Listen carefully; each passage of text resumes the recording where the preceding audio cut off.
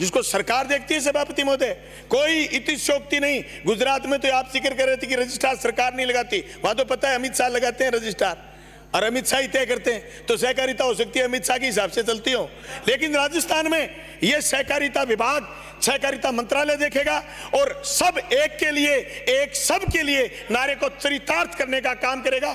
मैं समझता हूं इस नारे को मजबूत करने के लिए दो छोटी छोटी सुझाव भी मैं देना चाहता हूं सभापति महोदय। इस कानून के साथ साथ ये जरूरी है कि व्यवस्थापकों को मजबूत करा जाए। 2017 के बाद कोई व्यवस्थापक नहीं लगाए गए। आज मैं शिकायत करने की सोचूं कि मुझे व्यवस्थापक की शिकायत करनी है, एक व्यवस्थापक भ्रष्ट है, उसके बाद 3-3, 4-4 समितियों का चार्ज है, किसान की ऋण माफी की और किसान की ऋण टर्नओवर की सारी बातें लटक जाती हैं। इसलिए मुझे भी कहीं न कहीं ये दिक्कत होती है कि यार मैं शिकायत करूंगा, ये सस्पेंड हो जाएगा, इन 4 समिति के किसानों के ब्याज लग जाएगा। इसलिए 2017 के बाद जो व्यवस्थापक लगाने आपने बंद करे, वो व्यवस्थापक आप लगाइए, स्क्रीनिंग समय पर करिए और व्यवस्थापकों के लिए मानदेय तय करिए। आप ताजुब करोगे, व्यवस्थापकों के लिए मानदेय नहीं है 5,000 रुपए, मानदेय नहीं है 7,000 रुपए, लेकिन बहुत सारे व्यवस्थापक राजस्थान में ऐसे हैं जो ऋण माफी के बाद आप मंत्रियों का इतना बड़ा वेतनमान नहीं होगा, मानदेय नहीं होगा जैसी फीलिंग व्यवस्थापक ले रहे हैं, क्योंकि पैसा जनता का है और किसान के पास जाना चाहिए था।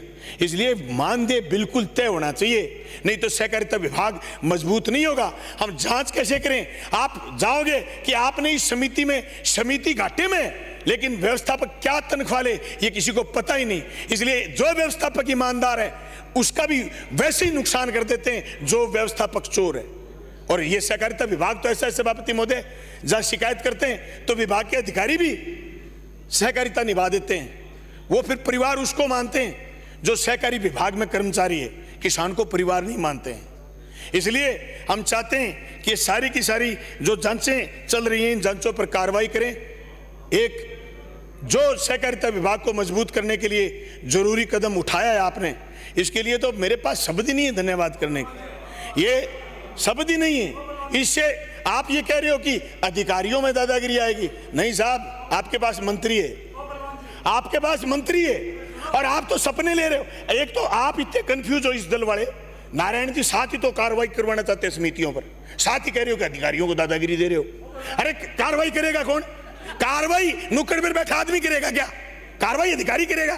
अधिकारी के पास स्पष्ट कह रही है धारा 31 ये कह रही है कि आप रिकॉर्ड ही नहीं ले सकते, न्यायिक मजिस्ट्रेट के बिना रिकॉर्ड ही नहीं ले सकते आप। धारा 31 कह रही है, उसका जाब्ता करने के लिए कानून है। आप इतने कंफ्यूज हो यार। आप वास्तव में मीर जी यार, आप इनकी आमद भरो, ये रामलाल जी को तो पता ही नहीं है, ये तो किसान है ही नहीं।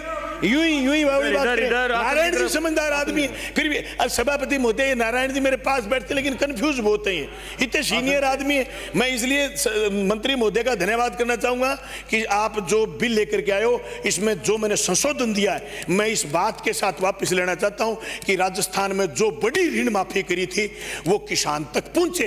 अभी भी कुछ नहीं बिगड़ा। जिन लोगों ने पैसा खाया है उसका पैसा वसूल करो और जिस किसान के हिस्से का पैसा उस किसान तक पहुंचाओ। 14,000 करोड़ रुपए थोड़े नहीं होते, आपको तो गिनाने नहीं आते। ये यूं ही कर रहे हैं, दुग्गी माफ नहीं करी मोदी ने और ये सारे दिन आपको आंख दिखाते हैं। अरे मोदी ने कहा 15 लाख रुपए दूंगा, 1 रुपया नहीं दिया, फिर भी आपको ये आंख दिखाते हैं।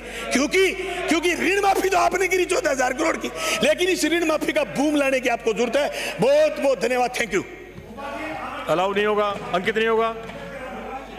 श्री कालूराम।